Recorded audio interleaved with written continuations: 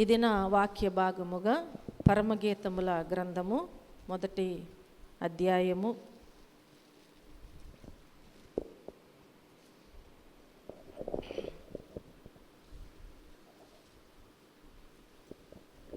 పరమగీతముల గ్రంథము 1వ అధ్యాయము 10వ వచనాన్ని మనము జ్ఞాపకం చేసుకుందాం.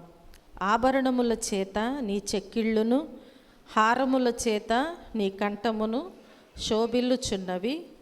11వ వచనము, వెండి పువ్వులు గల బంగారు సరములు మేము నీకు చేయింతుము. హల్లెలూయా. దేవుని వాక్య భాగములో మనము జ్ఞాపకం చేసుకున్నట్లయితే పరమగీతముల గ్రంథము 1వ అధ్యాయము 10, 11 వచనాలలో మనం చూసినట్లయితే దేవుని వాక్యము సెలవిస్తుంది. ప్రియమైన దేవుని బిడ్డలారా, ఈ 10వ వచనం మనం చూసుకున్నట్లయితే ఆభరణముల చేత నీ చెక్కిళ్ళును హారముల చేత నీ కంఠమును శోభిల్లుచున్నవి అని సొలొమోను భక్తుడు షోలమ్మతితో మాట్లాడుచున్నట్లుగా మనము చూస్తూ ఉంటున్నాం. చెక్కిళ్ళు అనగా బొగ్గలు, అంటే బొగ్గల వరకు ఉండే ఏదో ఆభరణం అన్నమాట. మనం జ్ఞాపకం చేసుకుంటే ఈ షోలమ్మతి వేసుకుని అలాంటి హారము ఉంటుందని మనము ఆలోచన చేయాలి. కాబట్టి ఇక కంఠములో ఏదో మంచి హారము వేసుకుని ఉంది అని ఇక్కడ మనకు అర్థమవుతూ ఉంటుంది. కనుక దాని వలన నీ అందము ఎంతో శోభిల్లుచున్నది అని అంటున్నారు. ఇక్కడ సొలొమోను ఏమంటున్నారనమాట, నీ అందము ఎంతో శోభిల్లుచున్నది అని చెప్పి మాట్లాడుచూ ఉంటున్నారు. దీనికోసం ధ్యానం చేసే ముందు మీరు అనవచ్చు, ఒకవేళ అక్కడ షోలమ్మతి ఆభరణములు వేసుకున్నట్లు కనిపిస్తుంది కదా, మీరెందుకు ఆభరణములు వేసుకోవద్దు అంటున్నారు అని అడగవచ్చు కదా. అంటే కొన్ని పరిస్థితులలో కొన్ని చోట్ల మాట్లాడేటువంటి మాటలు ఇవి, అవునా? కాబట్టి మనం జ్ఞాపకం చేసుకున్నట్లయితే తిమోతి పత్రిక ప్రకారము, అలాగే పేతురు పత్రిక ప్రకారము దేవుని వాక్యములో మనకు ఏమని బయలుపరచబడుచు ఉంటుంది, అక్కడ ఏమని వ్రాస్తున్నారు అనేది మనం చూసినట్లయితే వెండి బంగారముతో చేయబడినటువంటి ఆభరణాలు మీకు అలంకారులుగా ఉండక సాధువైనట్టి మృదువైనట్టి గుణమనే అక్షయ అలంకారముగా చేసుకోండి అంటున్నారు. అర్థమైందా? చూసారా?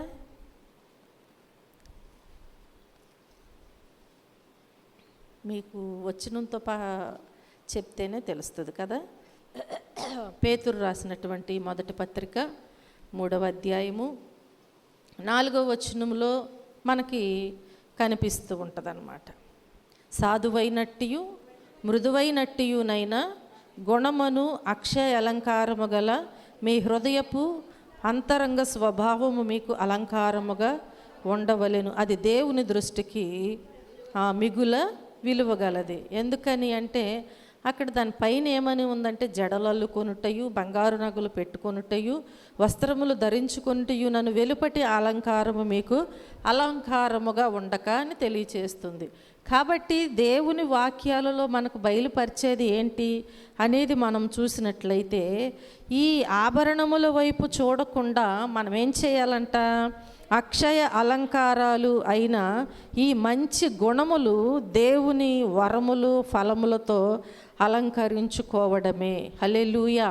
అంటే ఆభరణాలు అలంకరించుకుంటే ఆ అందం కనిపిస్తూ ఉంటుంది, అవునా? మనం అలంకరించుకున్నటువంటి ఆభరణముల యొక్క అందము కనిపిస్తూ ఉంటుంది. కానీ ఈ గుణములో ఉన్నటువంటి అందము కనిపించాలి అంటే ఈ ఆభరణాలు ఎందుకు కూడా పనికిరావు అన్నమాట. ఇవి ఏంటి అంటే వెలుపటి అలంకారము అని దేవుని వాక్యం సెలవిస్తుంది. అయితే దేవుని పిల్లలైనటువంటి మనము వెలుపటి అలంకారముగా ఉండటానికి వీల్లేదు. అంటే మనం వేసుకున్న అలంకారమే చూపిస్తూ దేవుని పిల్లలం కదా మేము అని అంటే దానికి ఏమాత్రము కూడా అర్థము లేదు. కానీ దేవుడు కోరుకునేది ఏంటి అంటే అక్షయ అలంకారము కావాలి. హల్లెలూయా. అది దేవుడు చూస్తున్నాడు. కాబట్టి ఆ అలంకారమే ఆయనకు ప్రీతికరమైనది కనుక దానిని మనం ఏం చేయాలంట? చూపించేవారముగా ఉండాలి. అలాంటి దేవుడిచ్చినటువంటి మంచి గుణమనేటువంటి అలంకారమును మనం ఏం చేయాలంట? ఆభరణముల వలె ధరించుకుని దేవుని సన్నిధిలో ఆత్మీయ అర్థముతో మనము జీవిస్తూ ఉండాలి. అలాగే ఈ దేవుని సన్నిధిలో దేవుడిచ్చినటువంటి ఈ వరములు అనేటువంటి ఫలములతో మనం ఏం చేయాలి? అలంకరించుకోవాలి. అవి మనము అనేకులకు చూపించే వారముగా ఉండాలి. హల్లెలూయా. దేవుడు అనేకమైన వరములను దేవుడు ఆయన పిల్లలకు ఇస్తున్నాడు. వాటిని అలంకరించుకుని మనం చూపిస్తున్నప్పుడు చూసేవారికి చాలా అందంగా ఉండాలి. అవునా? కొంతమంది అలంకరించుకుంటారు. శారీరకంగా మనం చూస్తే కొంతమంది అలంకరించుకుంటే చూసే వాళ్ళకి చాలా ముచ్చటగా ఉంటుంది, చూడాలనిపిస్తుంది. కానీ మరికొంతమంది అలంకరించుకుంటారు, ఏంటి పిచ్చిది ఎట్లా అలంకరించుకుంది కదా, ఆమెను చూసి ఏం చేస్తారు? నవ్వుకుంటూ ఉంటారు, హేళన చేస్తూ ఉంటారు. కాబట్టి దేవుడు కోరుకునేది ఏంటంటే దేవుడిచ్చినటువంటి ఆ ఫలములు అనేటువంటి వరములను పొందుకున్నటువంటి మనము వాటిని అలంకరించుకుని అనేకులకు చూపిస్తున్నప్పుడు అవి అందంగా కనిపించాలి, అనేకులకు ఇంపుగా కనిపించాలి, అనేకులు వాటిని బట్టి ఆకర్షితులుగా ఉండాలన్నమాట. అనేకులు ఏమవ్వాలి? ఆకర్షించబడాలి. హల్లెలూయా.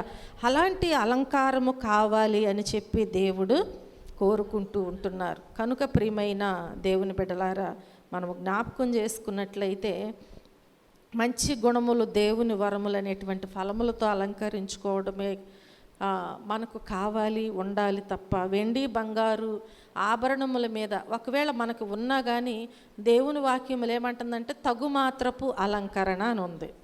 అవునా? దేవుని వాక్యములు ఏమనుంది? తగుమాత్రపు అలంకారముగా ఉండాలి అని సెలవిస్తుంది. కనుక అయితే మనకు ఉన్నది కదా అని చెప్పి మన ఆశ, మన ధ్యాస, మన శ్వాస అంతా కూడా వాటి మీదే పెట్టుకుని మనం జీవించటానికి వీల్లేదు. మనకి దేవుడు ఇచ్చాడు, కానీ వీటికంటే శ్రేష్టమైనటువంటి జీవితాన్ని కలిగి మనము జీవించాలి అని దేవుడు కోరుకుంటూ ఉంటున్నారు. హల్లెలూయా. హల్లెలూయా. ఇక ఆహారములు మరియు ఆభరణములు మరొక ఆత్మీయ అర్థంతో మాట్లాడటం చేస్తూ ఉంటారన్నమాట. తప్ప దానికి మరే విధమైనటువంటి విషయాలు అనేవి మనము మాట్లాడుకోవటానికి వీల్లేదు. కనుక ప్రియమైన దేవుని బిడ్డలారా, అక్షరార్థమైన హారములు ఆభరణములు కాదు అని మనవి చేస్తూ మాట్లాడుచూ ఉంటున్నాం. అర్థమైంది కదా? అంటే ఈ లోకములో ఉన్న అలంకారము అంటే ఆభరణములు. ఇక్కడ దేవుని వాక్యములు సెలవిచ్చింది కదా, ఆమె ఎలా అలంకరించుకుంది అనేది, ఎలా పొగుడుచున్నాడు అనేది మనం చూస్తున్నాం కదా. కాబట్టి ఆభరణముల చేత నీ చెక్కుళ్ళును, హారముల చేత నీ కంఠము చాలా బాగుంది అని చెప్పి సొలొమోను భక్తుడు ఏం చేస్తున్నాడు? ఆమెను పొగుడుచు మాట్లాడుచూ ఉంటున్నాడు. హల్లెలూయా. కనుక ఈ గ్రంథములో కనిపించే ప్రతి ఆభరణము ఒక ప్రత్యేకమైన గుణమును, ఆధ్యాత్మిక అర్థమును సూచిస్తుంది అని మనము గ్రహించాలి. హారాలు అక్కడ ఉన్నాయి కదా, మనం కూడా వేసుకుంటే తప్పేంటి? తప్పేమీ లేదు, వేసుకోవచ్చు. కానీ వాటి మీదే మన ధ్యాస పెట్టుకుని మనం జీవించకూడదు. దానికంటే విలువైనటువంటి హారము అంటే దేవుడిచ్చినటువంటి ఆ వరమనే గుణమనేటువంటి హారమును మనం సంపాదించుకోవాలి. అది మనకు శ్రేష్టమైన హారమై ఉంటుంది అని చెప్పి నేను మీకు తెలియచేస్తున్నాను. ప్రియమైన దేవుని బిడ్డలారా, నిజానికి ఈ వచనం మనం చూస్తే ఇశ్రాయేలు ప్రజల కోణములో చూసుకుంటే ఐగుప్తు బానిసత్వము నుండి విడుదలను సూచిస్తూ ఉంటుందన్నమాట ఈ వచనము. ఐగుప్తు యొక్క బానిసత్వము నుంచి విడుదలను సూచిస్తుంది. ఈ 9 నుంచి 11 వచనాలు మనం చూసుకున్నాం కదా ఇప్పటి వరకు. అయితే మొదటి వచనం నుంచి ఇప్పటికి 11వ వచనం వరకు వచ్చాం. మనము 9వ వచనం నుంచి 11 వచనాలు చూస్తే 9వ వచనంలో నా ప్రియురాల ఫరో యొక్క రథాశ్వములతో నిన్ను పోల్చేదను అంటున్నారు.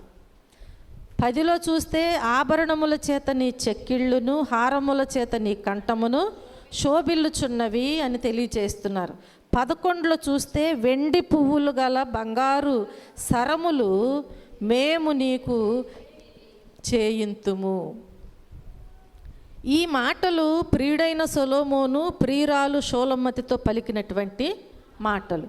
అయితే ఇశ్రాయేలు జాతికి దేవుడు మీరు ఐగుప్తు యొక్క బానిసత్వము విడుదల కలిగి వచ్చేటప్పుడు ఒట్టి చేతులతో రాకుండా ఏం చేశారు అంటే వారి వెండి బంగారు నగలు అడిగి తీసుకుని వారిని దోచుకోండి, ఒకవేళ ఇవ్వకపోతే ఏం చేయాలి, దోచుకోండి. అంటే మీరు ఇప్పుడు వరకు కూడా అక్కడ బానిసలుగా ఉండి కష్టపడి వారికి చేసి ఉన్నారు కాబట్టి వచ్చేటప్పుడు మీరు ఎలా రాకూడదు, ఒట్టి చేతులతో రావటానికి వీల్లేదు కనుక ఇప్పుడు మీరు ఏం చేయాలి, వారి దగ్గర ఉన్నటువంటి వెండి బంగారమును సమస్తమును కూడా మీరేం చేయాలి, తీసుకొచ్చుకోండి, అవసరమైతే వారి దగ్గర దోచుకోండి అని దేవుని వాక్యము స్పష్టంగా మనకి తెలియచేస్తుంది. నిర్గమాకాండము 11వ అధ్యాయము మొదటి నుంచి 2 వచనాలు చూస్తే, మరియు యెహోవా మోషేతో ఎట్లా నేను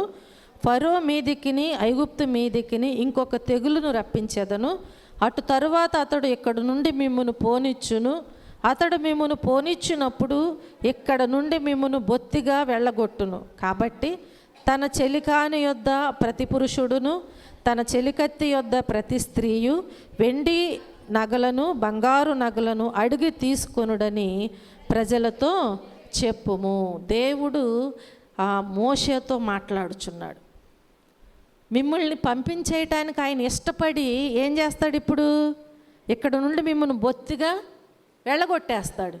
కనుక మీరు వచ్చేటప్పుడు ఒట్టి చేతులతో రాకుండా ప్రతి పురుషుడు ప్రతి స్త్రీ కూడా అక్కడ వారి దగ్గర ఉన్నటువంటి ఏం చేయాలంట, వెండి బంగారు నగలను అడిగి తీసుకొని మీరు రమ్మని దేవుని వాక్యము సెలవిస్తూ ఉంటుంది. హల్లెలూయా. 12వ అధ్యాయము 35వ వచనములో మనము జ్ఞాపకం చేసుకున్నట్లయితే, ఇశ్రాయేలు మోషే మాట చొప్పున చేసి ఐగుప్తీయుల యొద్ద వెండి నగలను బంగారు నగలను వస్త్రములను అడిగి తీసుకొనిరి. హల్లెలూయా, హల్లెలూయా. కాబట్టి ప్రియమైన దేవుని బిడ్డలారా, ఎందుకు వారిని దోచుకున్నారు అంటే, ఇశ్రాయేలు ప్రజల చేత ఐగుప్తు వారు ఏం చేశారు అంటే జీతం ఇవ్వకోకుండా వారికి, ఇప్పుడు మనం ఎక్కడైనా ఒక పని కొన్నామనుకో, మనకి నెల జీతమో రోజు వారి కూలియో మనం మాట్లాడుకుని ఏం చేస్తాం, వారికి పని చేస్తూ ఉంటాం. కానీ అక్కడ జరిగిన విషయం ఏంటి అంటే, బానిసలుగా చేసుకుని వారితో వెట్టి చాకిరీ చేయించుకున్నారు కానీ వారికి ఎన్నడూ జీతం అనేది ఇవ్వలేదు.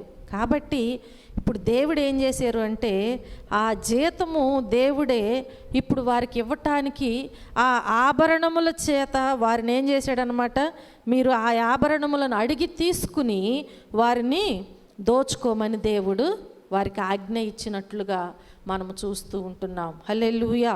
కనుక ఐగుప్తు ప్రజలకు అనుమానం రాకోకుండా ఏమాత్రము కూడా ఈ ఇశ్రాయేలు ప్రజలు తీసుకుని ఏం చేశారంటే, వారు మెడల్లో వారికి చెవులకు కానీ వారి చేతులకు కానీ, లేదంటే అప్పుడు వరకు అసలు వారికి నగలు ఎక్కడవి, మోషే తీసుకొచ్చిన తరువాత వారి దగ్గర ఉన్నటువంటి నగలను తీసే కదా, చెవులకున్న దిద్దులను తీసే కదా ఆ నందిని చేసింది. వారికి ఎక్కడవి నగలు, వారికి జీతం లేదు కదా. కాబట్టి ఇప్పుడు దేవుడు వారికి ఏం చేశారు అంటే, ఆ ఆభరణములను వారికి దేవుడు దయచేసి ఉన్నారు. ఇప్పుడు ఐగుప్తు ప్రజలకు అనుమానం రాకుండా ఇశ్రాయేలు ప్రజలు ఏం చేశారు, వాటిని తీసుకుని వేసుకున్నారు, బయటికి తిరిగి మరల వారు యథావిధిగా వచ్చేసారు. కాబట్టి అక్కడ మనం చూస్తే ఆ విధముగా దేవుడు చెప్పినట్లుగా చేసి వారు బయటికి వచ్చేసారు. ఇక అంతేనమాట. వారు ఇక విగ్రహ సంబంధమైనటువంటి ఆ పూజలకు ప్రతిగా ఏం చేశారు అంటే, ఆ వెండి బంగారు నగలు వేసుకోకూడదు అని వారు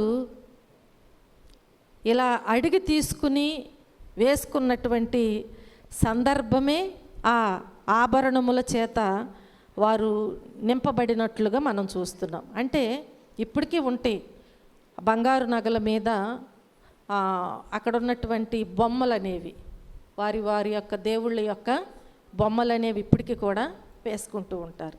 అలాగే ఆ రోజు ఆ కాలంలో వారెవరూ కూడా వెండి బంగారు నగలు వేసుకోలేదు. కానీ వారు వేసుకోవటానికి కారణం ఏంటంటే వారి కష్టానికి ప్రతిఫలంగా వారి దగ్గర ఉన్నటువంటి ధనమనిమ్మంటే ఎవరెవరు కదా. కాబట్టి అక్కడ ఉన్నటువంటి నగలను దోచుకుని వారు వేసుకుని బయటికి వచ్చారు. అంతే తప్ప వారు అలాంటి వాటి మీద ఆశ పెట్టుకుని వాటిని వేసుకుని జీవించలేదు అని మనము జ్ఞాపకము చేసుకోవాలి. ఆ సందర్భము అది అని నేను మీకు తెలియచేస్తూ ఉంటున్నాను. కాబట్టి ఇక్కడ దేవుని వాక్యములు ఏమని సెలవిస్తుంది? ఆ ఆభరణముల చేత నీ చెక్కిళ్ళు మరియు నీ కంఠము ఏమవుతుందంట? శోభిల్లుతుంది అని చెప్పి దేవుని వాక్యము సెలవిస్తూ ఉంటుంది. ఇక అలా ఆభరణములు వేసుకున్న ఇశ్రాయేలు స్త్రీలు ఐగుప్తు దేశాన్ని విడిచిపెట్టి వచ్చారనమాట. ఐగుప్తు దేశాన్ని వదిలి వచ్చిన తర్వాత ఎర్ర సముద్రము దాటి ఇంకా సేనాయి అరణ్యము వచ్చాక కూడా వాటిని వారు తీసివేయకుండా అక్కడి నుంచి పెట్టుకుని వచ్చినటువంటి ఆభరణములను వారు అలాగే పెట్టుకుని జీవిస్తూ ఉంటున్నారు. వచ్చిన తర్వాత కూడా వాటిని వారేమీ తీయలేదన్నమాట. అయితే మనం చూస్తే ఆ ఆభరణములకు సాదృశ్యముగా ఉన్న ఈ ఐగుప్తు దేవతలు పూజలను చేస్తూ ఇప్పుడు ఏం చేశారంటే దూడను చేసుకుని ఏం చేస్తున్నారు? వ్యభిచరించిన తరువాత కూడా మరలా వారు ఏం చేస్తున్నారన్నమాట? ఆభరణములను తీసివేసుకోకుండా అలాగే ధరించుకుని వారు అప్పుడు వరకు ఉండి అక్కడికి వచ్చిన తరువాత ఆ ఆభరణముల చేత మరల వారు ఒక దూడను చేసుకున్నారు. దేనికోసము అంటే ఐగుప్తు దేవతలు పూజలను చేస్తూ దూడను చేసుకుని వారు అక్కడ ఎలాగూ చేసి వారు ఉండేవారో అదే రీతిగా ఈ నగల చేత వారు కూడా అలాగే చేస్తున్నట్లుగా మనం చూస్తున్నాం. కాబట్టి వారిని దోచుకోవడానికి ఆభరణములు తీసుకుని రమ్మని దేవుడు సెలవిచ్చింది దేనికి అంటే వారు మరలా అలాంటి పని వారు చేయకుండా ఉండటానికి. నిర్గమాకాండములోనే మనకు తెలియచేయబడద్ది 33వ వచనములో 33వ వచనము 5-6 వచనాలలో మనం చూస్తే, కాగా యెహోవా మోషేతో ఇట్లా నేను నీవు ఇశ్రాయేలీలతో మీరు లోబడనొల్లని ప్రజలు ఒక క్షణమాత్రము నేను మీ నడుమకు వచ్చి మిమ్మును నిర్మూలము చేసేదను గనుక మిమ్మును ఏమి చేయవలెనో అది నాకు తెలియనట్లు మీ ఆభరణములను మీ మీద నుండి తీసివేయుడి అని చెప్పుమనెను. కాబట్టి ఇశ్రాయేలీలు హోరేబు కొండ యొద్ద తమ ఆభరణములను తీసివేశారు. అంటే ఇప్పుడు దేవుని ఉద్దేశం ఏంటి? ఆ ఆభరణములను వారు ధరించుకుని ఉండటానికి వీల్లేదు. కాబట్టి ఒకవేళ మీరు అలాగే ఉన్నట్లయితే దేవుడేమంటున్నారు? మీరు లోబడనొల్లని ప్రజలు, లోబడనొల్లనటువంటి ప్రజలుగా ఉన్నారు కనుక ఒక్క క్షణమాత్రము నేను మీ నడుమునకు వచ్చి అంటే మీ మధ్యకు వచ్చానా, ఇంకంతే. అంటే దేవుని యొక్క ఉగ్రత మన మీదకి రాకముందే మనం ఏం చేయాలి? దేవుని మాట వినాలి. వినుకోకుండా మన ఇష్టానుసారముగా మనకున్న వాటి మీదే మనము ఆశ పెట్టుకుని జీవించటానికి వీల్లేదు అని దేవుని వాక్యము సెలవిస్తుంది. హల్లెలూయా, హల్లెలూయా. కనుక ప్రియమైన దేవుని బిడ్డలారా, మీరు లోబడనొల్లని పిల్లలు, నేను మీ మధ్యకు వస్తాను, మిమ్మల్ని నాశనము చేస్తాను. ఆ నాశనము నుండి తప్పించుకోవాలి అంటే ఇప్పుడు మీరేం చేయాలన్నమాట? మీ మీద ఉన్న ఆభరణములను తీసివేయండి అని చెబితే 6వ వచనములో ఆ నగలను వారు ఏం చేశారు? తీసివేశారు. 6వ వచనములో చూస్తే ఆ నగలను వారు తీసివేశారు. అయితే మనము 5వ వచనములో చూస్తే, కాగా యెహోవా మోషేతో ఇట్లా నేను నీవు ఇశ్రాయేలీలతో మీరు లోబడనొల్లని ప్రజలు అని ఇక్కడ మాట్లాడుచున్నాడు. 5వ వచనములు ఏమని తెలియజేశారు? మీరు లోబడనొల్లనటువంటి ప్రజలు అన్నారు. 6వ వచనానికి వచ్చేసరికి కాబట్టి ఇశ్రాయేలీలు హోరేబు కొండ యొద్ద తమ ఆభరణములను తీసివేసిరి. అంటే మనం ఒక్కటి అర్థం చేసుకోవాలి, దేవుడు ఐగుప్తు దగ్గర నుంచి వారిని బయటకు రప్పించేటప్పుడు మోషేతో దేవుడే చెప్పారు. ఏమని తెలియజేశారు? వారి దగ్గర ఉన్నటువంటి వెండి బంగారు నగలను మీరు అడిగి తీసుకుని మీరు రండి అని సెలవిచ్చారు. వారు అలాగే తీసుకుని వచ్చారు. వచ్చిన తర్వాత దేవుడు ఏమంటున్నారు? మరలా ఎర్ర సముద్రం దేవుడు దాటించాడు. అంటే కష్టాలలో, బాధలలో, అన్ని విషయాలలో దేవుడు వారికి తోడుగా ఉండి అక్కడి నుంచి దాటించారు. దాటించిన తరువాత వారితో దేవుడు మాట్లాడుచున్నారు. అంటే ఇప్పుడు దారిలో దేవుడు చేసిన అద్భుతాలు, దేవుడు చేసే ఆశ్చర్య కార్యాలు, ఆ మార్గములో దేవుడు తోడై ఉన్న రీతి అంతా మర్చిపోతున్నారు. ఇక ఇప్పుడు వీళ్ళకి ఏమైందంటే ఒక గర్వం లాంటిది వచ్చేసింది. మేము ఆ బానిసత్వాన్ని నుంచి వచ్చేసాం, ఎర్ర సముద్రం నుంచి దాటిపోయాం, ఇంకేం పర్వాలేదు, మా దగ్గర ఏమున్నాయి? వెండి బంగారు నగలు ఉన్నాయి కదా, దేవుడు చూస్తున్నాడు కదా, ఆయనకు అన్నీ తెలుసు కదా. మరలా వెంటనే దేవుడు మాట్లాడాడు మోషేతో, ఆ ఆభరణాలు తీసివేయకపోతే నాకు ఒక క్షణం చాలు మీ మధ్యలోకి వచ్చి నేను మిమ్ములను నాశనం చేయటానికి. కాబట్టి ఇప్పుడు దేవుడు మాట్లాడినటువంటి మాటకు వారు లోబడ్డారా లేదా? భయపడ్డారా లేదా? భయపడ్డారు. దేవుడు ఏదైతే మోషేకు చెప్తున్నారో మోషే దానిని ప్రజలకు తెలియచేస్తున్నప్పుడు ప్రజలు ఆ మాట వింటున్నారు, భయపడుతున్నారు. నేను మీ మధ్యకు రావటానికి ఒక క్షణము చాలు అన్నప్పుడు వారు భయపడ్డారు. దేనికి అంటే ఐగుప్తులో చేసిన అద్భుతాలు వారందరికీ తెలుసు, ఎర్ర సముద్రం దగ్గర చేసిన అద్భుతాలు వారికి తెలుసు, మార్గములో చేసే అద్భుతాలు దేవుడు వారి పట్ల చూపించిన కృప వారందరికీ తెలుసు, వారు చూస్తున్నారు. కాబట్టి దేవుని మాట అంటే వారికి భయమేసింది. ఇప్పుడు భయమేసి వారు ఏం చేశారు? ఇప్పుడు ఆ ఆభరణాలను తీసివేసినట్లుగా మనం చూస్తున్నాం. మరి ఇంతకు ఆ నగలు దేనిని సాదృశ్యంగా చెబుతున్నాయి అంటే కంఠము చుట్టూ అందమైన నగలు, అంటే దేవుని గుణగణాలు ప్రజలందరికీ చెప్పే మీ కంఠము మరియు మీ సుగుణాలే ఆ కంఠహారము అని మీరు గ్రహించాలి. అంతేకాని పై రూపానికి కనిపించేటువంటి ఒక హారమో మన కంఠానికి వేసుకుని అది నాకు చాలా అందంగా ఉంది అని మనం గర్వపడితే, లేదంటే ఈ లోకంలో చూపించేటప్పుడు మనకి శారీరకంగా అందంగా కనిపించవచ్చు, అలాగే చూసేవారికి కూడా చాలా బాగుంది అని అనిపించవచ్చు. కానీ అది ఏంటంట? అది పైరూపం మాత్రమే. కానీ దేవుని వాక్యం అక్కడ ఏమని చెప్పింది? అక్షయ అలంకారము. కాబట్టి ప్రియమైన దేవుని బిడ్డలారా, మనం జ్ఞాపకం చేసుకున్నట్లయితే మనము ఎప్పుడైతే ఈ సుగుణాలతో ఉంటామో ఆ 11వ వచనములో తెలియచేయబడినట్లుగా, ఎక్కడ 11లోకి వెళ్ళాలంటే మనం పరమగీతాలకి వెళ్ళిపోవాలి కదా.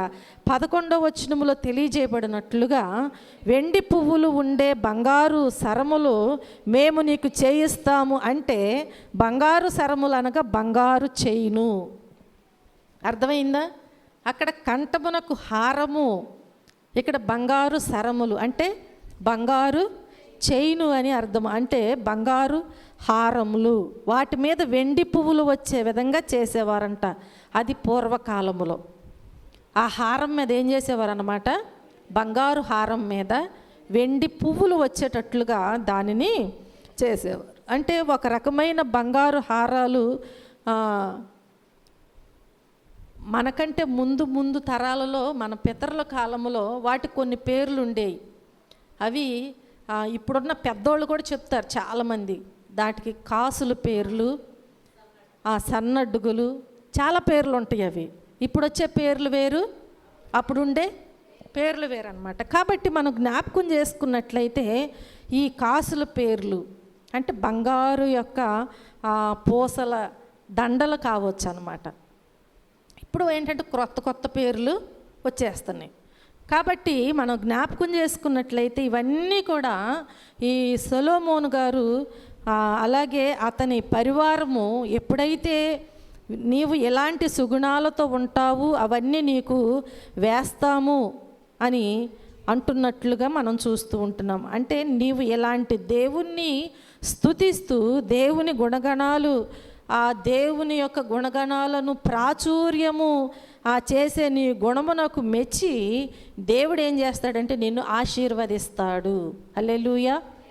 ఒకవేళ మనమేమనుకుంటామంటే దేవుడు ఆశీర్వదించటం అంటే ఈ లోకములో ఉన్న వెండి బంగారం ఇస్తేనే ఆశీర్వదించినట్లని మనం అనుకుంటాం. కానీ దేవుని వాక్యం ఏమని సెలవిస్తుంది? మనకు ఈ దేహ సంబంధమైనటువంటి వాటికంటే కూడా దేవుడిచ్చేటువంటి అలంకారము మనకు అలంకారముగా ఉండాలి. అలాంటి అలంకారము కలిగి మనం ఏం చేయాలి? ఇప్పుడు దేవుని యొక్క గుణగణాలను మనము ప్రాచుర్యము చేసేవారముగా ఉండాలి. అప్పుడు మన గుణమును మన దేవుడు మెచ్చుతాడు. హల్లెలూయా. అంతేగాని మనకున్న ఆభరణములను బట్టి మన దేవుడు మనల్ని స్వీకరించే దేవుడు కానే కాదు. అవి ఏంటంటే ఊరికి అలంకరించుకోవటానికి మాత్రమే కానీ దేవుణ్ణి మహిమపరచడానికి కానీ దేవుని గుణగణాలను ప్రాచుర్యము చేయటానికి కానీ ఎక్కడ కూడా అవి ఉపయోగపడవు. అవి చెప్పుకోవటానికి మాత్రమే అని ప్రభువు పేట నేను మీకు మనవి చేస్తూ ఉంటున్నాను. హల్లెలూయా, హల్లెలూయా. కాబట్టి ఇప్పుడు ఇలాంటి గుణగణాలు కలిగినటువంటి ఈ షోలమ్మతిని ఉండమని చెప్పి, అంటే ఆ హారము కానీ అవి కానీ నేను నీకు చేయిస్తాను, కాబట్టి నీవు అలాంటి గుణము కలిగి దేవుని నీవు ఆ రీతిగా మహిమపరిచినట్లయితే దేవుడు నిన్ను తప్పకుండా ఆశీర్వదిస్తాడు. ఈరోజు మనకు కూడా ఆ ఆశీర్వాదాలు కావాలి అంటే మనం కూడా ఏం చేయాలి? అలాంటి గుణము కలిగి దేవుణ్ణి మనము ప్రచురించాలి. కానీ మనము దేవుని యొక్క మాటలకు మనము వ్యతిరేకముగా ఉండటానికి వెళ్ళలేదు. అంటే దేవుని యొక్క ప్రతి కార్యమునకు మనం ఏం చేయాలి? ఇష్టపడి ముందుకి వెళ్ళేవారముగా ఉండాలి. వారు అలాగూ దేవుని మాట విన్నారు కనుక ఇశ్రాయేలు ప్రజలు దేవుడు వారిని అడుగడుగున కాపాడుకుంటూనే వస్తున్నట్లుగా మనము చూస్తూ ఉంటున్నాం. హల్లెలూయా. అలాగే మనం జ్ఞాపకం చేసుకున్నట్లయితే దేవుని వాక్యములో 12వ వచనాన్ని చూద్దాం.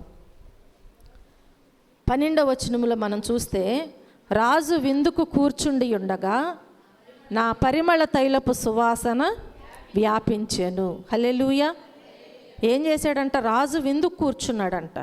విందుకు కూర్చుని ఉండగా నా పరిమళ తైలపు సువాసన వ్యాపించెను అని తెలియచేస్తున్నారు.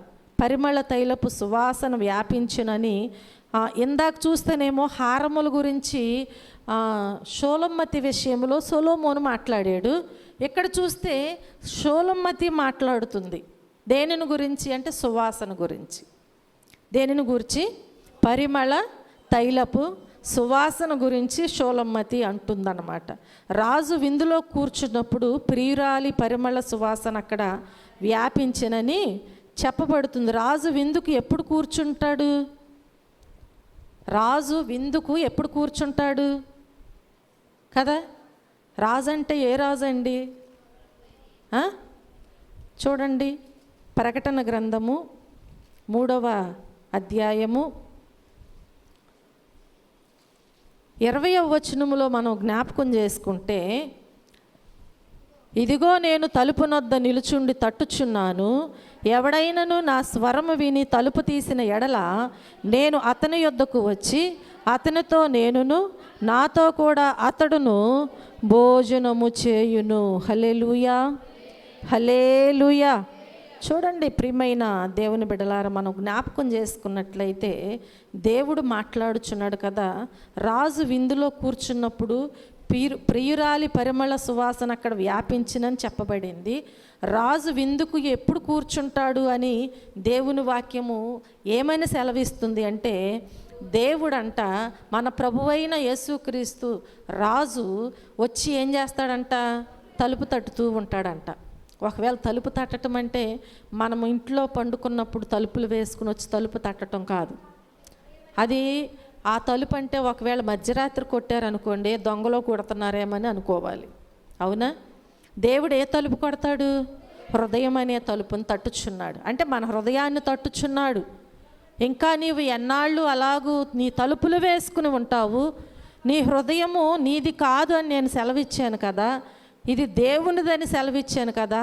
ఇది నా మందిరం అని సెలవిచ్చాను కదా, ఇంకా నీవు ఎన్నాళ్ళు ఆ తలుపులు వేసేసుకొని అలాంటి పాపపు స్థితిలో నీవు ఉంటావు అని చెప్పి దేవుడు ఏమంటున్నారంటే, ఒకవేళ నేను వచ్చి తలుపు తట్టినప్పుడు నీవు గనుక తలుపు తీస్తే దేవుడు ఏం చేస్తున్నాడంటే ఇప్పుడు ఒక ఆప్షన్ ఇస్తున్నాడు అనమాట.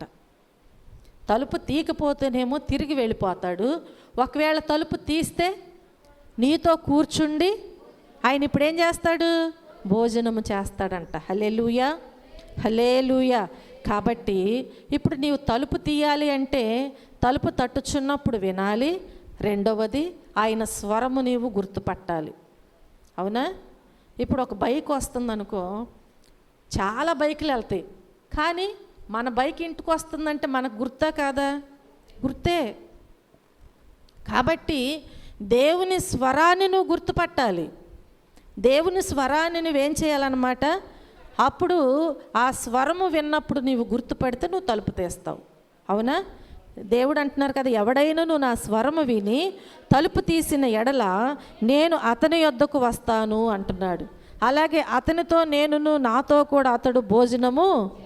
ఇందులో క్రీస్తు ప్రభు హృదయం అనే తలుపు నొద్ద ఆయన నిలుచుండి నిరంతరము తట్టుచూనే ఉన్నాడు. ఎప్పటి నుంచి అండి? నువ్వు పుట్టిన దగ్గర నుంచి.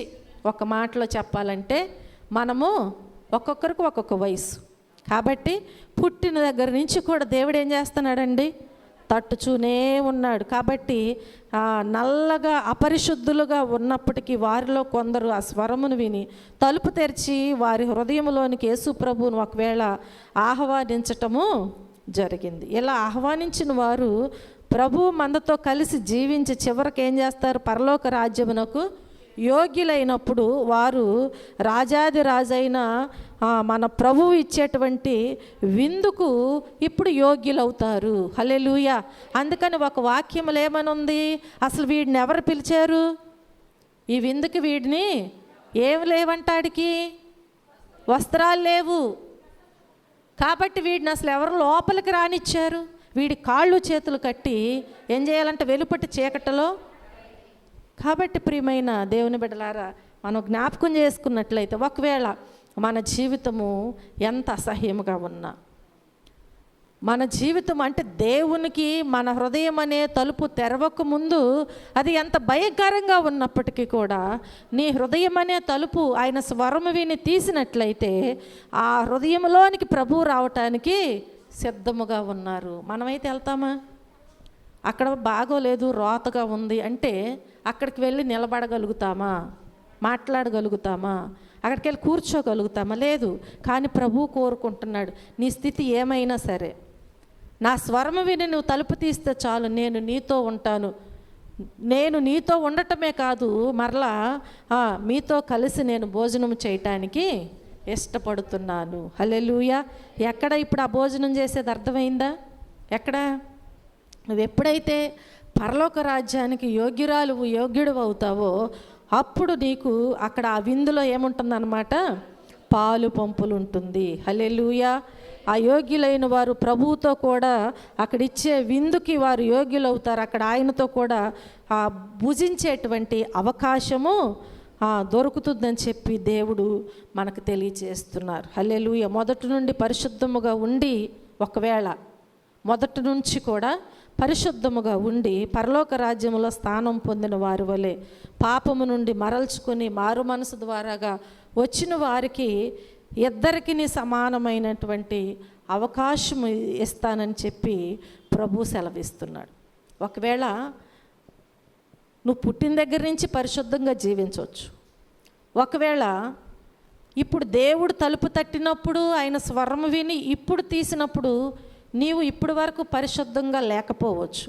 కానీ ఇప్పుడు నువ్వేం చేసావు, దేవుడిని నీ హృదయంలోకి చేర్చుకున్నావు. కాబట్టి నేను ఎప్పటి నుంచో కదా అని అనటానికి లేదు.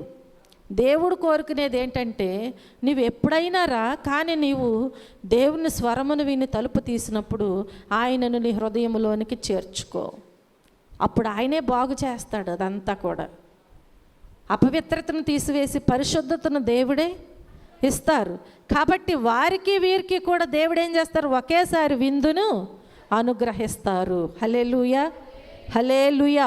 ఎఫెసీయులకు రాసినటువంటి పత్రికలో మనం జ్ఞాపకం చేసుకున్నట్లయితే 2వ అధ్యాయము, ఎఫెసీయులకు రాసిన పత్రిక 2వ అధ్యాయము 19వ వచనంలో చూస్తే, కాబట్టి మీరిక మీదట పరజనులను పరదేశులనై ఉండక పరిశుద్ధులతో ఏకపట్టణస్థులను దేవుని ఇంటివారునై ఉన్నారు. హల్లెలూయా, హల్లెలూయా. ఇప్పుడు దేవుడు ఏమని సెలవిస్తున్నారు? ఇక మీదట మీరు ఏం కాదంట, కాబట్టి ఇప్పుడు మీరు ఏమై ఉన్నారని సెలవిస్తున్నాడు? పరిశుద్ధులతో ఏకపట్టణస్థులను దేవుని ఇంటివారునై ఉన్నారు. పరిశుద్ధులతో మీరేమై ఉన్నారు? ఏకపట్టణస్థులై ఉన్నారు. అంటే ఇప్పుడు వరకు అపరిశుద్ధతతో ఉండొచ్చుకేమో, ఇప్పుడు మాత్రం మీరు ఎలా ఉంటారంట? వారితో కలిసి, ఎవరితో? పరిశుద్ధులతో కలిసి దేవుడు ఉండేటువంటి ఆ పట్టణములో ఏకమై ఉంటాము అని దేవుడు సెలవిస్తున్నారు. హల్లెలూయా. అది ఎవరి ఇల్లు అంట? దేవుని ఇల్లు. హల్లెలూయా. మనం ఈ లోకంలో ఒక ఇల్లు కట్టుకుంటున్నాం. ఎవరన్నా వచ్చి ఈ ఇల్లు నాది అంటే ఊరుకుంటామా? అసలు ఊరుకోం. ఎందుకని? అది మనది. అలాగే దేవుడు మనకిచ్చే శాశ్వతమైన ఇల్లు ఎవరిదంట? దేవునిది. ఇప్పుడు దేవుని ఇల్లు ఎవరు పొందుకోగలుగుతారు? దేవుని పిల్లలు మాత్రమే. హల్లెలూయా. మన ఇల్లు ఎవరికి ఇస్తాం? మన పిల్లలకు మాత్రమే, మరెవరికి ఇవ్వం. కాబట్టి ఆయన ఇంటిలో ఆయనతో కూడా ఉండి భుజించేటువంటి ధన్యతను ఇప్పుడు దేవుడు మనకు అనుగ్రహిస్తారంట. హల్లెలూయా. ఇక మరో అర్థం కూడా ఉందన్నమాట. ఇక్కడ మరో విందు కూడా ఉంది. అది గొర్రెపిల్ల పెండ్లి విందని మనం చూస్తూ ఉంటాం. అదే విందు అయి ఉన్నది? గొర్రెపిల్ల పెండ్లి విందు. ప్రకటన గ్రంథము 19వ అధ్యాయము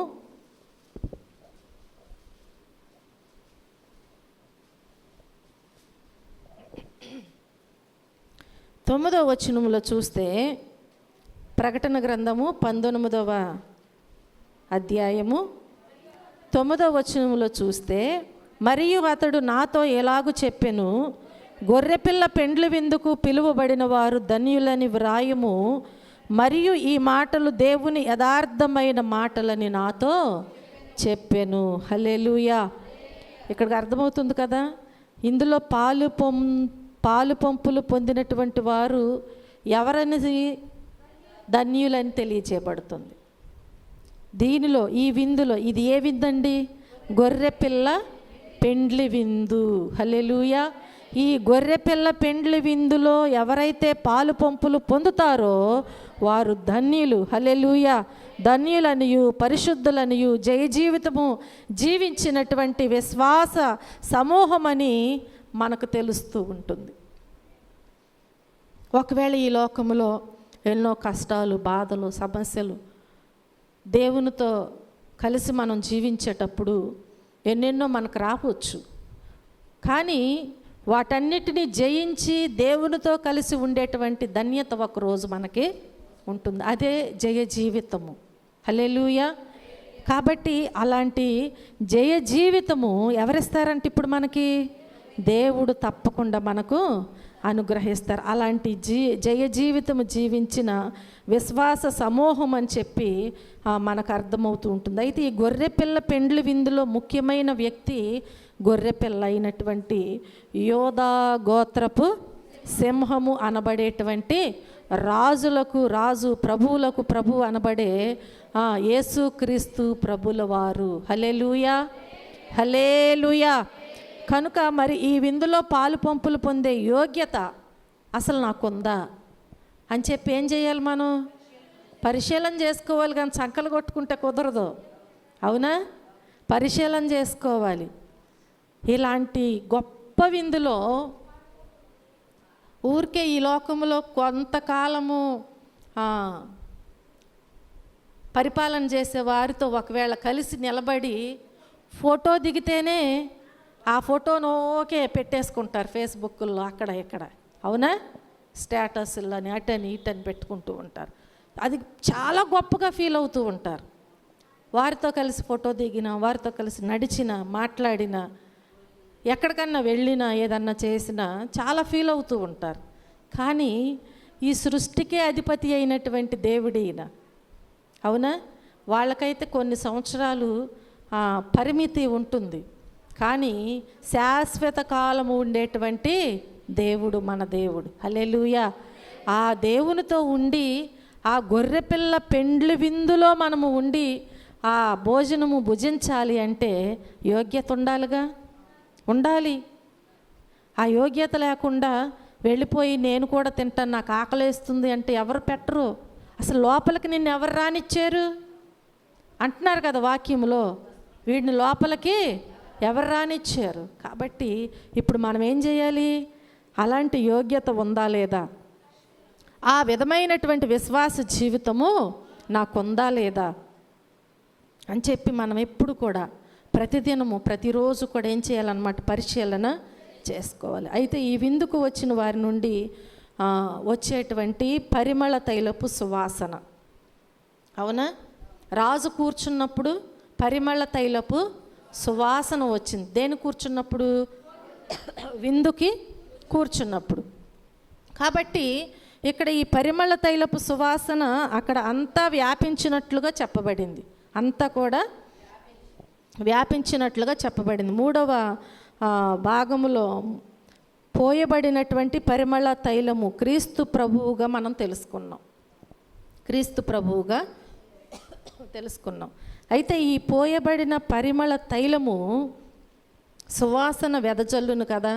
కాబట్టి ఇదే సువాసన ఏంటి అంటే మనం జ్ఞాపకం చేసుకుంటే మారు మనసు పొందాలన్నమాట.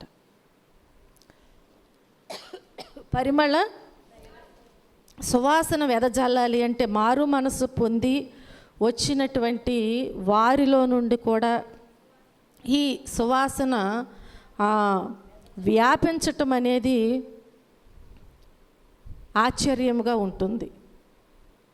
అంటే అప్పటి వరకు కూడా మారు మనసు పొందకముందు అప్పటి వరకు కూడా ఒకవేళ ఈ లోకములో వారికి వారి ఇష్టం చొప్పున జీవించవచ్చు. అది ఒకవేళ కంపు కొట్టేటువంటి జీవితమే కావచ్చు.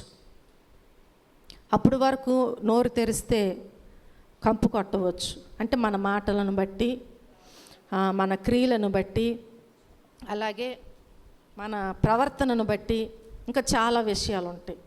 వాటిని బట్టి మన జీవితానికి ఒక ముద్ర అనేది వేస్తూ ఉంటారు. అది దేవునికి అయిష్టమైనది, ఒక కంపు కొట్టేటువంటి జీవితం అయి ఉన్నది. కానీ దీని అంతటిని విడిచిపెట్టి మనం ఎప్పుడైతే మారు మనసు పొందుతామో, ఈ మారు మనసు పొందినటువంటి వారిలో నుంచి వచ్చేటువంటి ఈ సువాసన వ్యాపించటము ఆశ్చర్యముగా ఉంటుందా లేదా? తప్పకుండా ఉంటుంది. ఎందుకంటే అప్పుడు వరకు కంపు కొడుతుంది, ఇప్పుడు సువాసన వస్తుంది, పరిమళ తైలపు సువాసన వస్తుంది. కాబట్టి ఇప్పుడు ఆ బ్రతుకునంటే ఆ జీవితాన్ని చూసిన వారు ఈ జీవితాన్ని కూడా చూస్తున్నారు. కనుక ఇప్పుడు మనలో వచ్చిన మార్పును బట్టి, అంటే మనలో వచ్చినటువంటి సువాసనను బట్టి ఇప్పుడు వారికి ఆశ్చర్యంగా ఉంటుందా లేదా? చూసేవారికి తప్పకుండా ఉంటుంది. అంటే ఇట్లా మార్పు చెందిన వారిని బట్టి మాత్రమే. ఎందుకంటే ఇప్పుడు వరకు ఇలాంటి జీవితంతో జీవించి ఇప్పుడు వెళ్ళి రక్షించబడి దేవుని బిడ్డగా ఉండటానికి ఇష్టపడి వెళ్ళి వచ్చిన తరువాత ఈమె జీవితంలో చాలా మార్పు వచ్చింది. అలాంటి గొప్ప సాక్ష్యమే సువాసన. ఇది ఆశ్చర్యమేగా, చాలా ఆశ్చర్యం. అప్పటి వరకు మనకు ఒకవేళ ఏమాత్రము కూడా తగ్గింపు లేకోకుండా మనం జీవించవచ్చు మన ఇష్టానుసారంగా ఈ లోకములో. కానీ ఎప్పుడైతే మార్పు చెందుతామో అదే ఒక గొప్ప సువాసన. మనల్ని గూర్చి సాక్ష్యం ఇస్తున్నారు కదా, అదే ఒక గొప్ప సువాసన అని చెప్పి మనం జ్ఞాపకం చేసుకోవాలి. ఆ వాసనే, ఆ సువాసనే చాలా ఆశ్చర్యాన్ని కలిగిస్తుంది అని చెప్పి ప్రభు పేరట నేను మీ అందరికీ మనవి చేస్తూ ఉంటున్నాను. హల్లెలూయా. పౌలు భక్తుడు అనేక చోట్ల ఏమంటారంటే, నేను కాదు నాలో నుండి క్రీస్తు ప్రభువే జీవించుచున్నారు అని చెప్పటం మనం చాలా విషయాలలో గమనిస్తూనే ఉంటాం. చాలా విషయాలలో ఒక విషయాన్ని మనం చూస్తే గలతీలకు రాసిన పత్రిక 2వ అధ్యాయము 20వ వచనములో చూస్తే, నేను క్రీస్తుతో కూడా సిలువ వేయబడి ఉన్నాను, ఇకను జీవించువాడను నేను కాను, క్రీస్తే నాయందు జీవించుచున్నాడు, నేనిప్పుడు శరీరమందు జీవించుచున్న జీవితము నన్ను ప్రేమించి నా కొరకు తన్ను తాను అప్పగించుకొనిన దేవుని కుమారుని యందలి విశ్వాసము వలన జీవించుచున్నాను. హల్లెలూయా. ఇది ఎంత గొప్ప మాటో. ఈ విధంగా జీవించాలంటే అసాధ్యము. అంటే దేవుని వాక్యములో ఆయన ఎంత శ్రేష్టమైన మాట సెలవిస్తున్నారంటే, నేను క్రీస్తుతో కూడా సిలువ వేయబడి ఉన్నాను. ఏం వేయబడి ఉన్నాడంట? సిలువ వేయబడి ఉన్నాను. అంటే మన పాత జీవితాన్ని అంతటిని కూడా ఇప్పుడు మనం ఏం చేయాలి? సిలువ వేసేయాలి. అంతేకాని దానిని అలాగే పెట్టుకొని ఏమాత్రం మార్పు లేకోకుండా నేను దేవుని కొరకే జీవిస్తున్నాను, నేను సిలువ వేయబడ్డాను అంటే మనకు గొప్ప సాక్ష్యం ఏమైనా వస్తుందా అంటే అంటే మనకేమి లేదు, ఇప్పుడు సువాసన లేదు. ఏమి లేదు? సువాసన లేదు. కాబట్టి క్రీస్తే నాయందు జీవించుచున్నాడు. దేవుడు ఎప్పుడు జీవిస్తాడు మన యందు?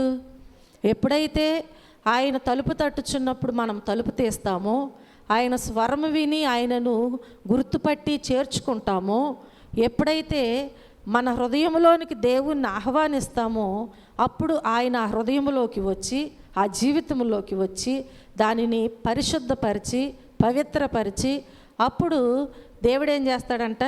నీతో కలిసి భోజనం చేయటానికి సిద్ధపడతాడు. అంటే నీకు ఆ యోగ్యత దేవుడు ఇచ్చేశాడు. ఎప్పుడు ఇస్తాడు అంటే ఆయనను నీవు నీ హృదయంలోకి చేర్చుకున్నప్పుడు మాత్రమే. అదే చెప్తున్నాడు, క్రీస్తే నాయందు జీవించుచున్నాడు. ఎప్పుడు జీవిస్తాడంట? ఆయనతో కూడా మనము సిలువ వేయబడినప్పుడు మాత్రమే. అన్ని విషయాలలో మనం ఏం చేయాలి? ఇప్పుడు సిలువ వేసుకోవాలంట. దేవుడు ఎక్కడైనా ఎదురు మాట్లాడాడా? కొట్టేవారిని కానీ, దూషించేవారిని కానీ, అబద్ధ సాక్ష్యాలు చెప్పేవారిని కానీ, సిలువ వేయాలని కేకలు వేసేవారిని కానీ, ఆయనతో కూడా కలిసి ఉండి అమ్మినటువంటి యోధా విషయంలో కానీ ఎక్కడా కూడా ఆయన మాట్లాడలేదు. మౌనముగా ఉండి భరించినట్లుగా మనం చూస్తున్నాం. అదే రీతిలో ఇప్పుడు పౌలు భక్తుడు కూడా ఏమయ్యారంట? క్రీస్తుతో కూడా నేను సిలువ వేయబడుచున్నాను, కాబట్టి ఇక జీవించువాడను నేను కానే కాదు. అంటే మనము జీవించే విధానము వేరు, మన జీవితము వేరు. ఈ లోకములో మనం ఏదేదో కోరుకుంటూ ఉంటాం. మన జీవిత విధానమే వేరుగా ఉంటుంది అసలు. ఎందుకంటే ఒక మనిషికి హద్దులు లేనటువంటి ఆశలు ఉంటాయి, కోరికలు ఉంటాయి. అవునా? ఈ లోకములో అన్నీ కావాలని కోరుకుంటూ ఉంటారు. ఒకవేళ ఎన్ని ఉన్నా కానీ తృప్తి అనేది కూడా ఉండదు. మనిషి నైజం అది.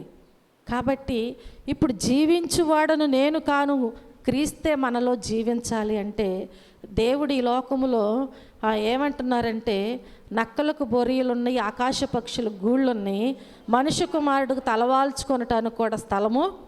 అంటే ఇప్పుడు ఏది నేను కోరుకోనే, అన్నీ నావే, కానీ వీటిలో ఏది కూడా నాకు కావాలని నేను కోరుకోవట్లేదని చెప్పి దేవుడు మాట్లాడుచూ ఉంటున్నాడు. కనుక నేనిప్పుడు శరీరమందు జీవించుచున్న జీవితము నన్ను ప్రేమించి నా కొరకు తన్ను తాను అప్పగించుకునిన దేవుని కుమారుని యందలి విశ్వాసము వలన, అంటే ఈ జీవితము నాది కాదు. నేను జీవిస్తున్నటువంటి జీవితము నా దేవుడు నాకు ఒక భిక్షగా వేశాడు. కానీ మనం ఏం చేస్తాము? ప్రాణం ఉన్నంత వరకు అదిరిపడతా ఉంటాం. అది నాది, ఇది నాది అని చెప్పి మనం ఏం చేస్తాం? అదిరిపడుతూ ఉంటాం, గర్విస్తూ ఉంటాం. కానీ ఈయనేమంటున్నాడు ఇక్కడ? జీవించుచున్న జీవితము నాది కాదు, నన్ను ప్రేమించి నా కొరకు సిలువ మరణం పొందినటువంటి నా దేవుడు నాకు భిక్షగా ఇచ్చినటువంటి జీవితమే కానీ ఇది నాది కాదు. ఎందుకంటే రేపేమి జరుగునో ఎవరికీ తెలియదు.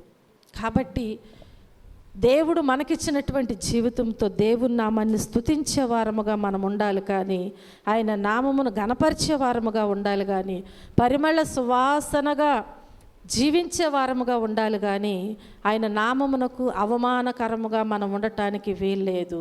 అలా ఉండి మనము ఏమని దేవుని గూర్చినటువంటి సాక్ష్యం ఇవ్వగలుగుతాం? మనం అసలు ఇవ్వలేము. కాబట్టి ఇక్కడ మనం దేవుని వాక్యాన్ని చూసుకున్నాము కదా, గలతీయులకు రాసిన పత్రికలో పౌలు భక్తుడు చెప్పుచున్నటువంటి మాటలు, అంటే మారు మనసు ద్వారా పాపము నుండి బయటపడి నిజమైనటువంటి దేవుని యొక్క విశ్వాసములోనికి వచ్చి బాప్తిస్మము ద్వారా తొలి పాపములను కడిగించుకున్నటువంటి వారు అని, ఆ పై జీవితమును పరిశుద్ధముగా జీవించి దేవునికి యోగ్య రీతిలో సువార్త మరి బహు చురుకుగా పాల్గొన్న వారిలో క్రీస్తు ప్రభువు జీవిస్తారు అనేటువంటి విషయాలు చాలా అద్భుతముగా ఆయన అక్కడ మాట్లాడినట్లుగా మనము చూస్తున్నాం. వారి జీవితము ఇక ఎవరై ఉన్నారు అంటే ప్రభువు మాత్రమే, క్రీస్తు మాత్రమే అయ్యున్నారు. హల్లెలూయా.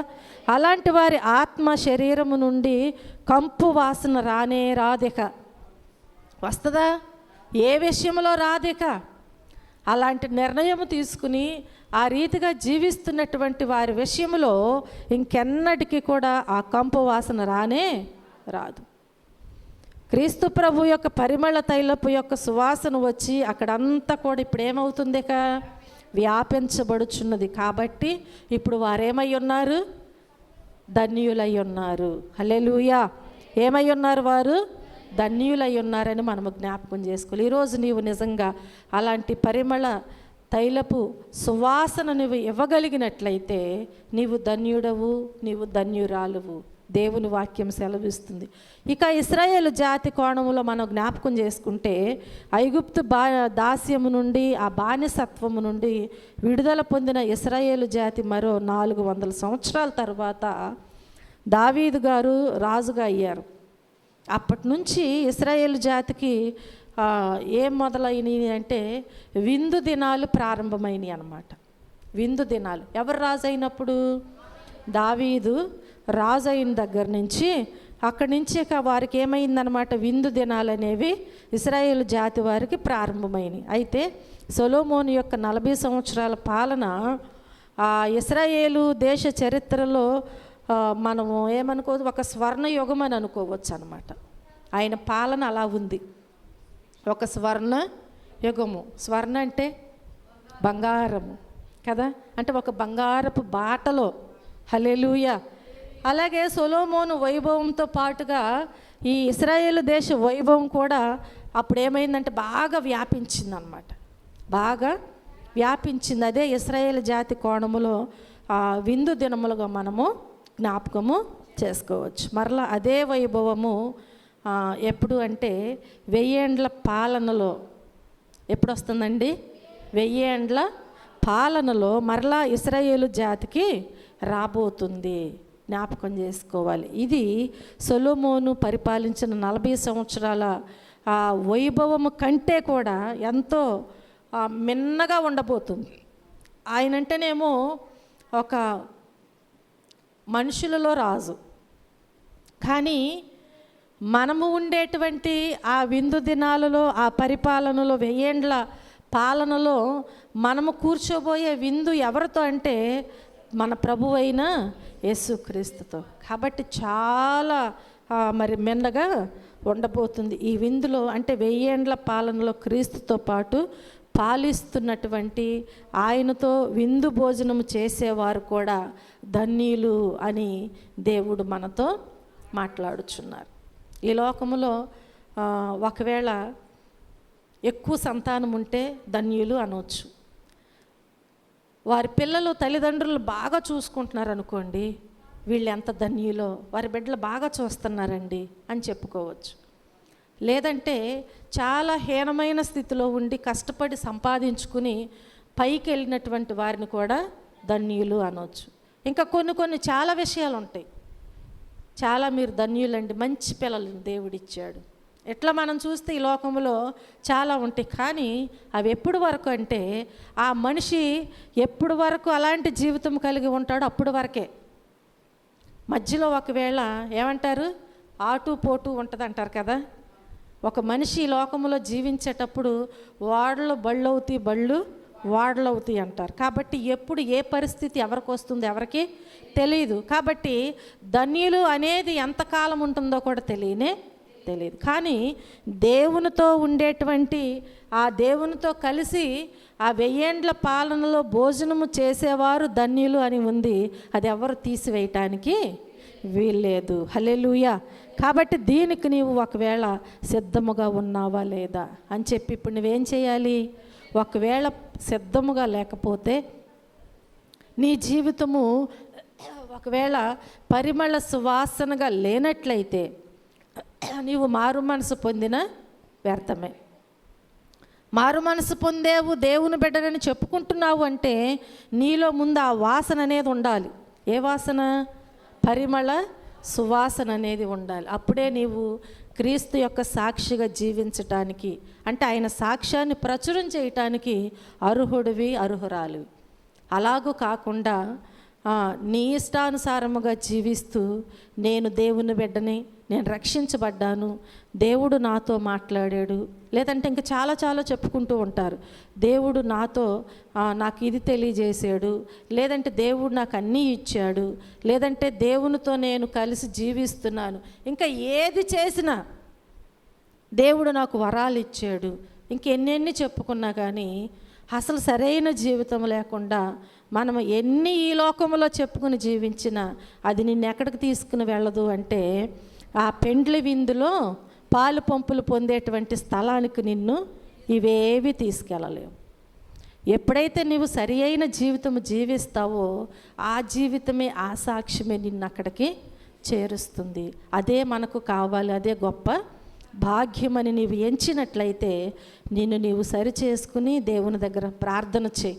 దేవుడి చిన్న వాక్యమును దీవించి ఆశీర్వదించునుగాక. ఆమేన్. ప్రార్థన చేసుకుందాం. ప్రతి ఒక్కరు కూడా విశ్వాసముతో దేవుని సన్నిధిలో ప్రార్థన చేయండి. ప్రభువు ఈరోజు మనతో మాట్లాడినటువంటి ప్రతి మాటను మీరు శ్రద్ధగా జ్ఞాపకం చేసుకుని, ఈ లోకములో ఒకవేళ మనకున్నటువంటి ఆభరణములను బట్టి మనము ధన్యులమని దేవుడు తెలియచేయట్లేదు.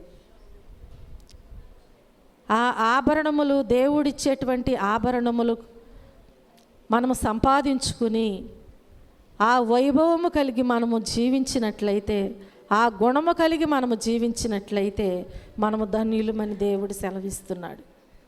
ఈ లోకములో ఆభరణాలు మనకు శాశ్వతమైనవి కావు, అవి మనలను పరలోకానికి చేర్చవు కూడా. కనుక దేవుని వాక్యము సెలవిచ్చినట్లుగా సాధువైనట్టి మృదువైనట్టి గుణమనే అక్షయ అలంకారము చేసుకోండి అని మనకు తెలియచేసినట్లుగా ఆ గుణము నీలో ఉందా? ఆ అలంకారమే దేవుడు కోరుకుంటున్నాడు. కానీ ఇశ్రాయేలు ప్రజలతో దేవుడు మాట్లాడాడు, వారి దగ్గర ఉన్నటువంటి వెండి బంగారములు తీసుకుని రండి అని. వారు తీసుకుని ధరించుకుని వాటిని తీయట్లేదంట. అంటే వారు శరీరానుసారమైన అలంకారము కలిగి దేవుని ఎదుట కనపరచబడుతున్నారు. కానీ ఆ వారిలో సాధువైనటువంటి మృదువైనటువంటి దేవుడు కోరుకునే అక్షయ అలంకారము ఎక్కడా కూడా దేవునికి కనిపించట్లేదు. కనుక వెంటనే వాటిని తీసివేయమంటున్నాడు దేవుడు. ఒకవేళ తీసివేయకపోతే, అంటే అలాంటి ఆలోచన, అలాంటి జీవితము నీలో ఉన్నట్లయితే, వాటిని బట్టి నిన్ను నీవే హెచ్చించుకున్నట్లయితే అవి నీలో ఉండటానికి వీల్లేదు. అవి తీసివేయి. లేదంటే మీ మధ్యకు రావటానికి ఒక్క క్షణము చాలు నాకు అంటున్నాడు దేవుడు. దేవుని మాటకు లోబడు, దేవునికి లోబడు. దేవుడు నీతో మాట్లాడినప్పుడు నాతో నా దేవుడు మాట్లాడారు అని మనం లోబడాలి. వారు లోబడ్డారు, దేవుని మాటకు భయపడ్డారు. వారు వెంటనే ఆ ఆభరణములను తీసివేశారు. నిజమే, ఈ రాత్రికాల సమయంలో వాటిని బట్టి మనము అలంకరించుకోవటం కాదు, కానీ దేవుడిచ్చేటువంటి మంచి గుణములు అనేటువంటి అలంకారము, అలాంటి ఫలములతో అలంకరించుకుని మనము జీవించినట్లయితే, అలాంటి ఆభరణాల మీద మనము ఆశ పెట్టుకోకుండా దేవుడిచ్చినటువంటి మంచి గుణమనేటువంటి అలంకారము కలిగి మనము జీవించినట్లయితే, మన దేవుడు ఆ అలంకారమనే కోరుకుంటున్నాడు, ఆ జీవితాన్నే కోరుకుంటున్నాడు. ఒకవేళ ఆయన నీ వద్దకు వచ్చి తలుపు తట్టి నీతో మాట్లాడుచున్నప్పుడు నువ్వు తలుపు తీయలేని స్థితిలో ఉన్నావా? ఆయన స్వరము వినలేని స్థితిలో ఉన్నావా? దేవుని దగ్గర ప్రార్థన వచ్చే. ఎప్పుడైతే నీవు తలుపు తీస్తావో ఆయన స్వరము విని నీతో కూడా ఉండి ఆయన భోజనం చేయటానికి సిద్ధపడుచున్నారు. ఎవరైతే ఆయనతో కలిసి భోజనం చేస్తారో వారు ధన్యులని దేవుని వాక్యం సెలవిస్తుంది. ఆ అర్హత నీకు ఉండాలి అంటే పరిమళ సువాసన వెదజల్లుచున్నదంట. రాజు విందుకు కూర్చున్నప్పుడు షోలమ్మతి నుంచి పరిమళ సువాసన వెదజల్లుచున్నదంట. నిజమే, దేవుని దగ్గర ఆ విందుకు నీవు కూర్చున్నప్పుడు నీ దగ్గర పరిమళ సువాసన వెదజల్లాలి, కానీ నీ జీవితము కంపు కొట్టే జీవితముగా ఉండటానికి వీల్లేదు. అది దేవుడు తీసివేసుకోమని రాత్రి సెలవిస్తున్నాడు. ప్రార్థన చేయండి, ప్రతి ఒక్కరూ ప్రార్థన చేసుకుందాం. ప్రార్థన చేసి సరి చేసుకోండి, దేవునికి లోబడండి. దేవుడు కృప మీరు పొందుకుంటారు. ప్రేమ కలిగిన తండ్రి, కృప కలిగిన మా దేవ, మా రక్షకుడా, మీ పరిశుద్ధమైన నామమునకు లెక్కలేని కృతజ్ఞతాస్తుతులు, స్తోత్రములు, వందనాలు తెలియజేస్తున్నాం ప్రభువా. మీ ఉచితమైన కృపను బట్టి, ప్రేమను బట్టి ఈ రాత్రినైనా మాతో మీరు సెలవిచ్చినటువంటి దివ్యమైన వాక్యమును బట్టి మీకు వందనాలు, స్తోత్రములు తండ్రి. అయ్యా, ఇదిగో నా ప్రభువా, మీరు విత్తి ఉండగా విత్తబడిన ప్రతి విత్తనము కూడా బిడ్డల హృదయాలలో నూరంతలుగా ఫలింపబడినట్లు సహాయము దయచేయండి. విన్న వాక్యాన్ని విడిచిపెట్టక హృదయములో భద్రపరుచుకుని తిరిగి నెమరవేసుకునేటువంటి జ్ఞానము, జ్ఞాపక శక్తిని ప్రతి ఒక్కరికి మీరు దయచేయండి తండ్రి. మీకు వందనాలు. ఈ రాత్రికాల సమయంలో నా ప్రభువా, బిడ్డలు తిరిగి గృహాలకు వెళ్ళుచుండగా క్షేమముగా తీసుకుని వెళ్ళమని ప్రతి ఒక్కరిని కూడా మీరు దృష్టి ఉంచి మీ కృపలో బలపరిచి ముందుకు నడిపించమని, మీరే మహిమ, ఘనత, ప్రభావములు పొందమని యేసుక్రీస్తు అతి శ్రేష్టమైన నామములో ఈ ప్రార్థన మనవులు అడిగి వేడుకుని పొందుకొని ఉన్నాము మా పరమ తండ్రి. ఆమేన్. మన తండ్రి అయిన దేవుని ప్రేమ, కుమారుడైన యేసుక్రీస్తు కృప, పరిశుద్ధాత్మని యొక్క అన్యోన్య సహవాసము, ఆదరణ ఇప్పుడు ఎల్లప్పుడూ సదాకాలము తోడై ఉండి ఆదరించి రక్షించునుగాక. ఆమేన్.